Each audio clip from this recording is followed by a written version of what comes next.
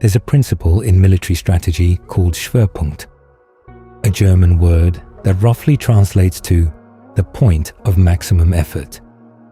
It doesn't mean attacking everywhere at once. It means identifying the one place where concentrated force will collapse the entire enemy line and putting everything there, not half your resources, everything, every unit, every weapon, every ounce of energy directed at a single fracture point, while everything else is deliberately starved. The German military used this principle to conquer France in 6 weeks, a country that was supposed to hold for years. They didn't win with superior numbers. They won with superior focus. 1 point, total commitment. Everything else sacrificed to feed the breakthrough. That's not a military tactic. That's a way of thinking.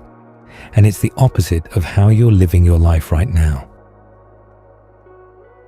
You have 15 priorities. That means you have 0.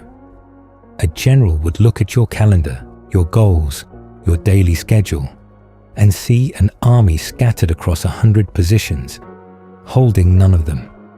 Resources bleeding in every direction. No concentration anywhere.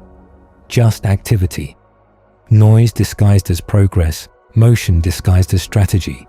You're everywhere, which means you're nowhere.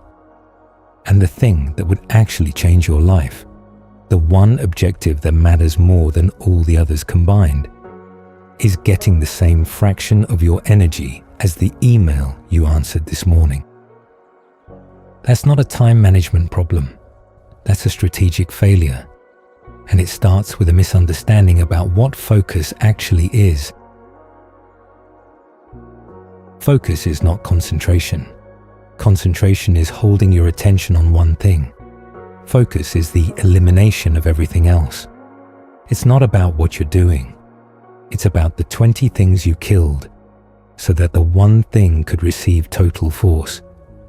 The general doesn't concentrate harder than other people. He subtracts more ruthlessly. His power isn't in what he commits to. It's in what he refuses to let survive. Every option you keep alive cost you, not metaphorically, cognitively, energetically, strategically. Every backup plan running in the background of your mind is a unit deployed to a secondary front, guarding a position that will never see the decisive battle. Every maybe later is energy held in reserve that the main assault is starving for. Every side project, every casual commitment, every "I'll keep this going just in case" is a soldier standing in a field doing nothing while the war is being decided somewhere else. And the worst part, you don't feel the drain. It doesn't register as loss because each individual commitment takes so little. A meeting here, an hour there, a small promise that costs almost nothing on its own. But a general doesn't lose wars in single catastrophic decisions. He loses them in 100 small deployments that each seemed reasonable at the time. Death by 1,000 allocations. That's your calendar. That's your week. That's the reason you're tired by Thursday, and the decisive objective hasn't been touched. You think keeping options open makes you safe. A general knows it makes you weak, because an army with 10 possible retreat routes fights differently than an army with none. The first army hesitates, calculates exits, keeps one eye behind it. The second army fights with everything it has because there's nothing behind it. Its mind is undivided. Its force is total. And total force at a single point defeats distributed force across 10 points every time, regardless of which side has more resources. Burn the boats, not as a motivational slogan, as a strategic decision. The retreat route you keep open is draining the advance you need to make. Here's what happens when you actually commit everything to one point. Something breaks, not in you, in the situation. The problem that's been resisting you for months suddenly cracks, not because you got smarter, because you finally gave it the force it required. You were trying to break through a wall by tapping on it, while simultaneously tapping on 6 other walls. None of them gave. The moment you put your full weight into one, it wasn't even close. It moved like it was waiting for you to stop playing. That's the physics of focus. Problems don't resist strong force. They resist divided force. And the reason your most important objective hasn't broken through yet isn't that it's too hard. It's that it's never once received your full power. Every day it competes with a dozen other demands. Every week, something urgent, not important, urgent, steals the energy that would have gone to something that actually matters. And the breakthrough that would have changed everything sits just beyond the point where your divided attention runs out. You can almost see it. You've been able to almost see it for months, maybe years, and almost is where scattered people live permanently. Nietzsche described the will to power not as domination, as directed force, the full energy of a person aimed at a single point with nothing wasted, nothing scattered, nothing lost to distraction or doubt. He said the person who can direct their entire being at one objective becomes something the scattered world experiences as superhuman. They're not. They're just undivided. And undivided in a world of fragmentation is the most dangerous thing you can be. The hardest part isn't finding the point.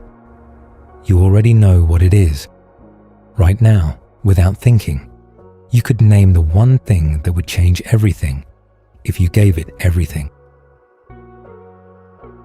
The hard part is killing the rest, letting the secondary positions fall, watching things you care about die because they're not the thing you care about most. That's the cut a general makes before every major engagement. Not cutting the wasteful, not cutting the obviously wrong. Cutting the good, the useful, the things that matter but don't matter most. That's where most people stop. They can cut the bad. They can eliminate the obvious waste. But when the knife reaches something they've invested in, something they've built, something that's working but isn't decisive, they can't do it. They keep it running. They split the resources. They tell themselves they can manage both.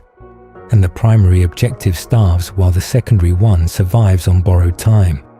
A general would rather lose 5 positions and take the objective than hold all 6 positions and take nothing. That math is brutal. It's also the only math that wins wars.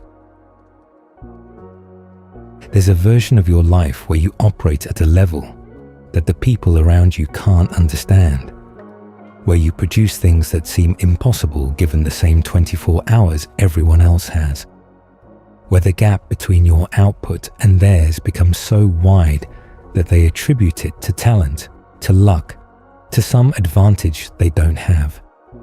It's not talent, it's not luck, it's the absence of everything you had the discipline to cut. The general who conquers isn't the general with the largest army.